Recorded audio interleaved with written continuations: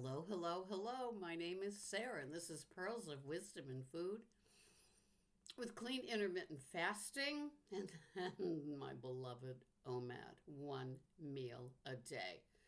I'm an old lady that's been doing the same thing the same way for this lot of years, and it just keeps working. So, for some of you, you've been with me all along. You've done some crazy things, so have I. We talk about it. But for the rest of you, you may just have fallen into me and said, "Who is this gray haired broad in a double bathrobe?" Yeah, welcome to winter on Cape Cod. Anyway, everything is just fine. I'm having a really, really good week. I do not want to have the 3 weeks that I just came through.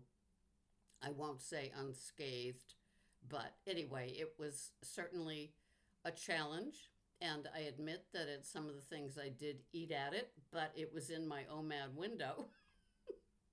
So, so no naughty Sarah in the corner for eating out of turn. But it's been a really good few days, and a lot of nice and sweet and sorrowful things have happened. But when you go through and watch somebody else go through a sorrowful time, which was what happened for me, um, it's amazing. Oh, another country heard from. It's got to be Sweet Pea. Hi, Sweet Pea. Um, it's amazing how I've been able to count my blessings and really feel fortunate. If you've lived a lot of years like I have, I'm 74 now. Of course, you've had life on life's terms, and sometimes it doesn't feel fair. Sometimes it feels like, oh, this is my turn at the at the wave after wave after wave. And so, anyway, I'm really happy to be on the other side. Yesterday, I went to a celebration of life, and it was really one of the most thoughtful, classy, just a great time. And there was so much love there, so much appreciation. There were probably more than 70 people there. And it happened to be um, a dear friend who lost a son, if you can imagine. And so the outpouring was wonderful. And so there were a lot of older people like me that were there supporting the woman.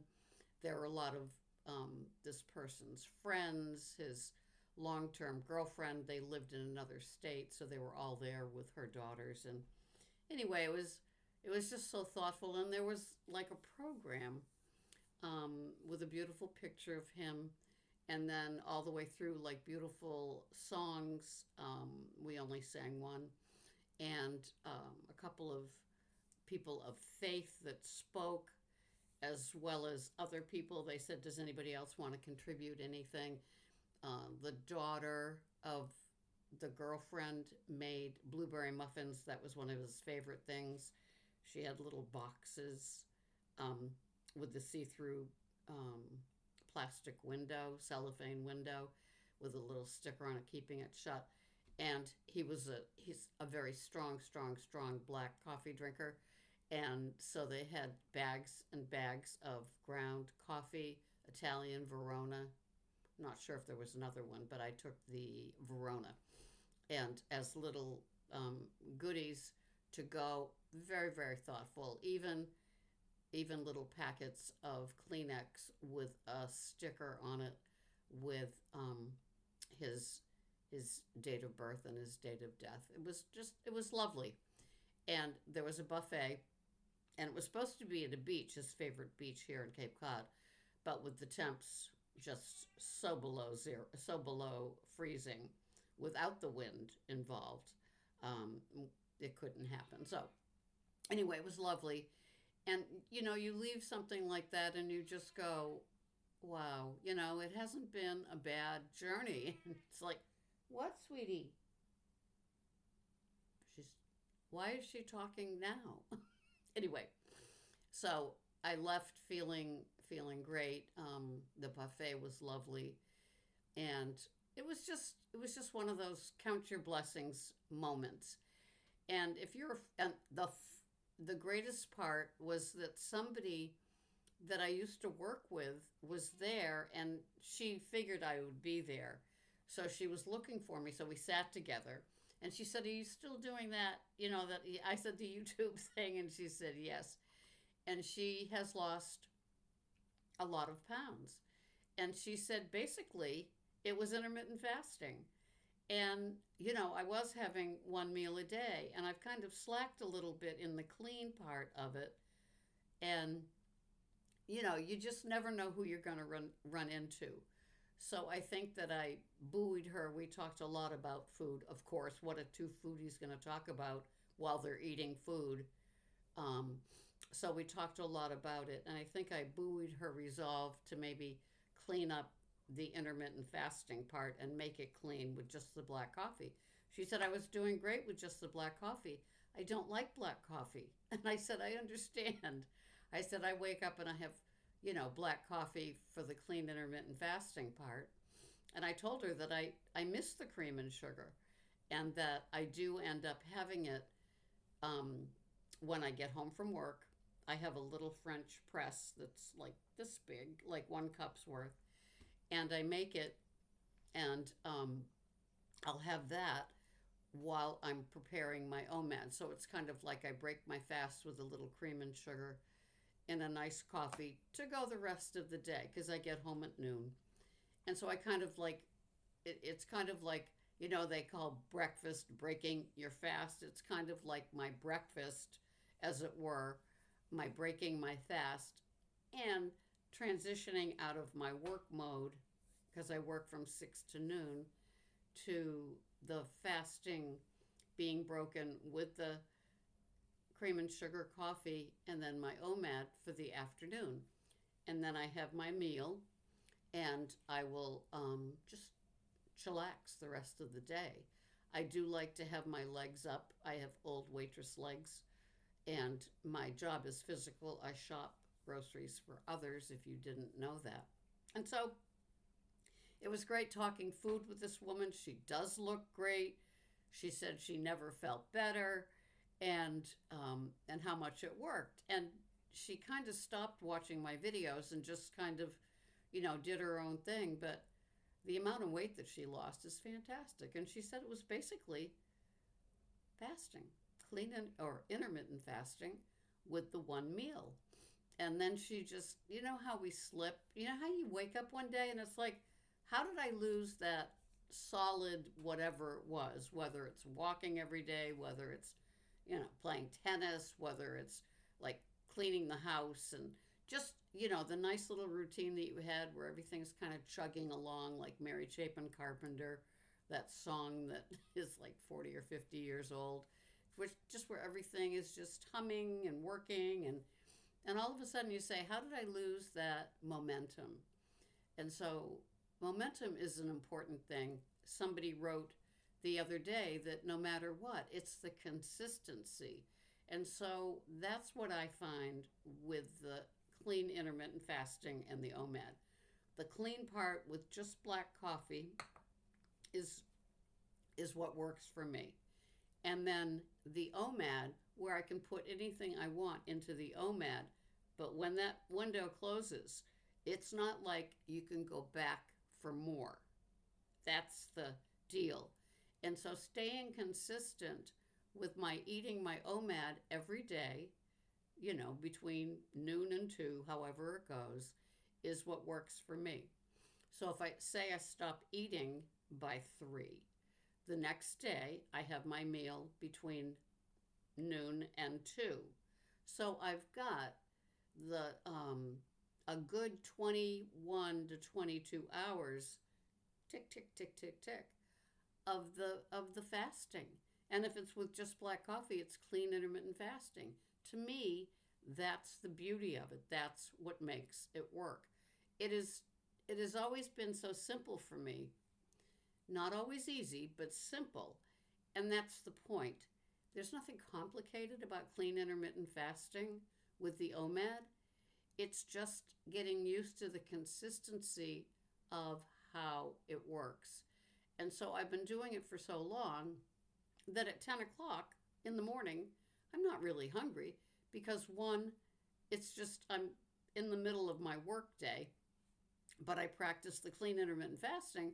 So I know that when I get home at noon, I'm going to be transitioning into the coffee with the little bit of cream and sugar into the OMAD, which I've thought about. I think that's a consistent thought as well. When I'm either lying in bed or, when I first arise and I'm making my salad, because I have a big salad day no matter what. So the part about my whole thing is the consistency. So I'm a turtle because I lost weight slow. I'm I'm a no matter what club because that's part of the consistency. I'm what is it? Oh my God, now I'm forgetting. I sat here and I remembered everything. So all of those things that you've heard me say that I am, that some of you are as well, it's the consistency. It's like I don't want to get better at what I'm doing.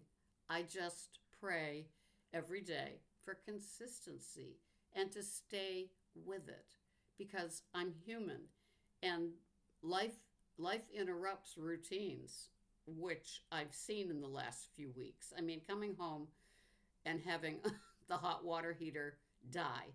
First of all, there's the leak, got to clean that up. Second of all, cold water until they can put the hot water in. I did that for 5 days in this brutal cold. Not fun, just saying. And so things like that. That hot shower was nice. Going to be getting another one today. And so, yeah, I know whether I need it or not, right?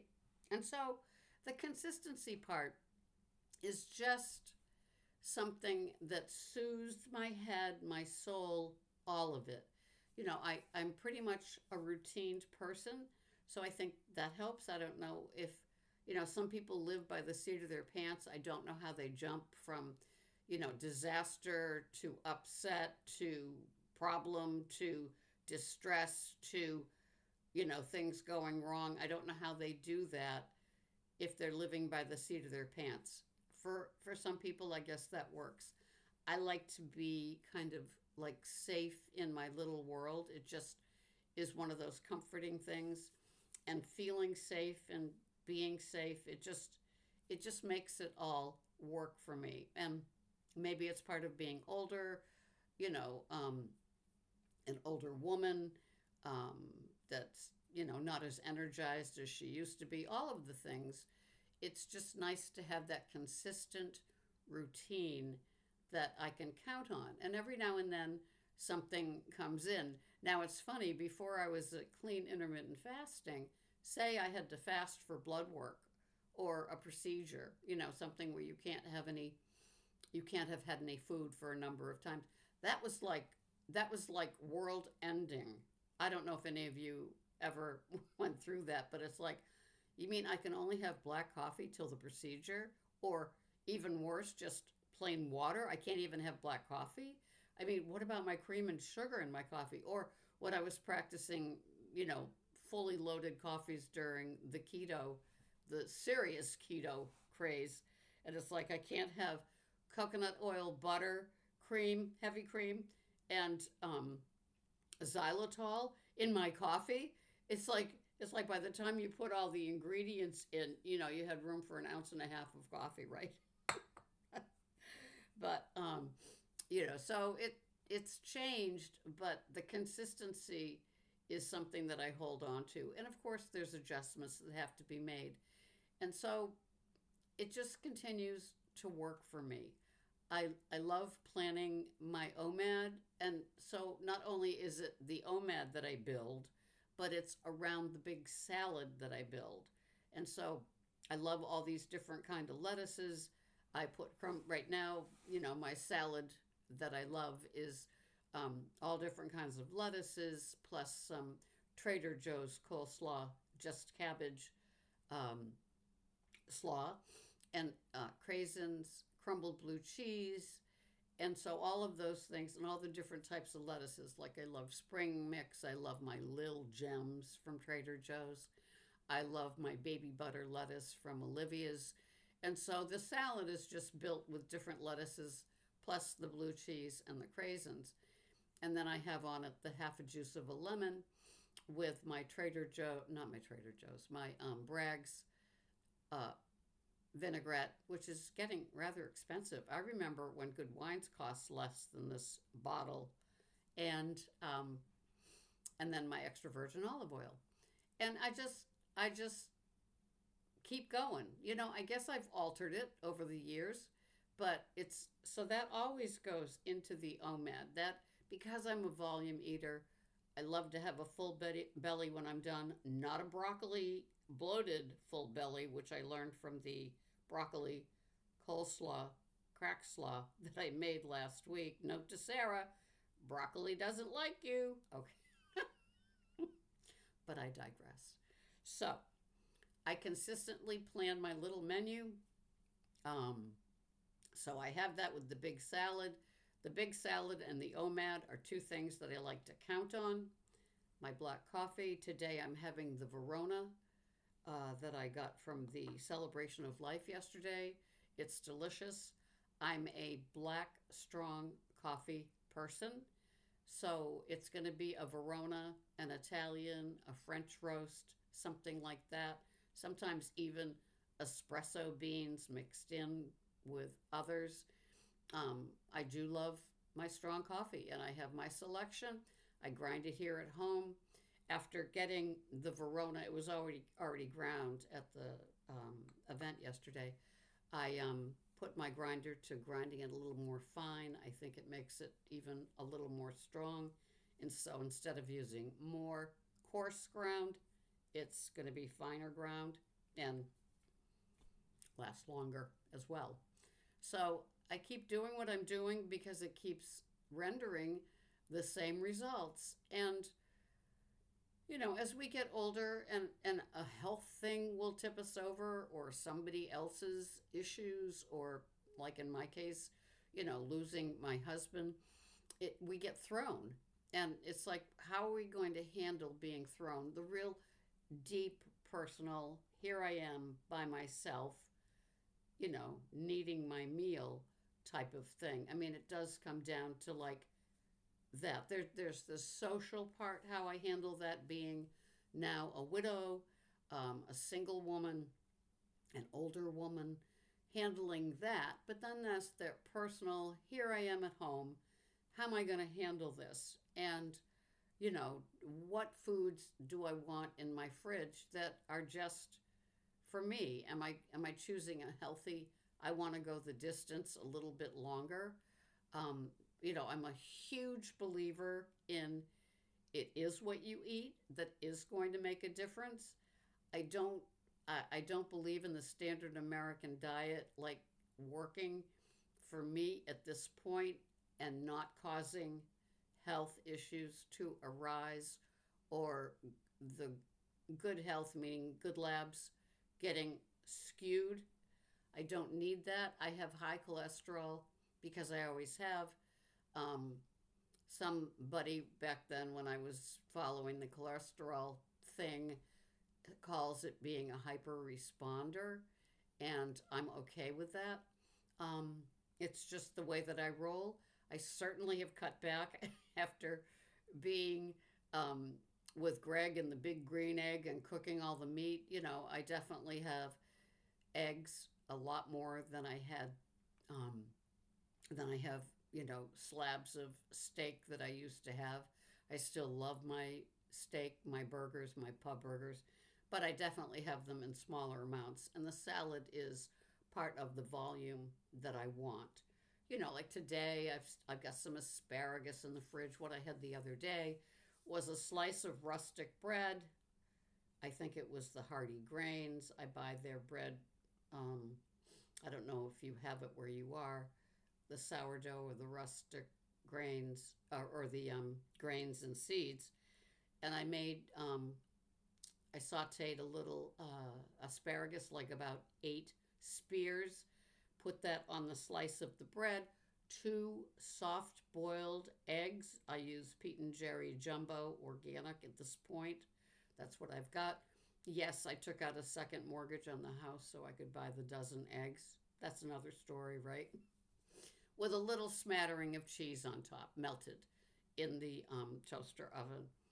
And so the egg yolk was still, you know, liquid, nice with the salad, nice.